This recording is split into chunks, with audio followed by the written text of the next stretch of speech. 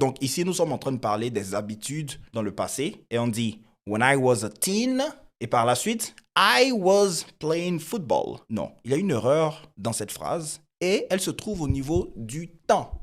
On ne dira pas I was playing football pour parler d'une habitude dans le passé. Was playing, c'est le yeah, you've got it. Le past continuous. Et vous allez utiliser ce temps pour vous référer à une action qui était en cours à un moment donné dans le passé ou qui était en cours et qui a été interrompue par une autre action. On dira par exemple Yesterday, around 12 p.m., I was having lunch. Vous indiquez à quel moment est-ce que l'action était en cours. Une action était en cours à un moment spécifique.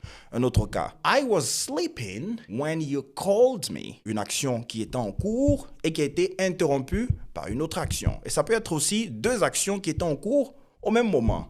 I was studying when they were playing football. Ça, c'est le past continuous. Mais ici, vous voulez parler d'une habitude dans le passé. Il y a plusieurs manières d'exprimer cela. On va utiliser par exemple used to. Donc, plutôt que de dire I was playing football, on dira I used to play football.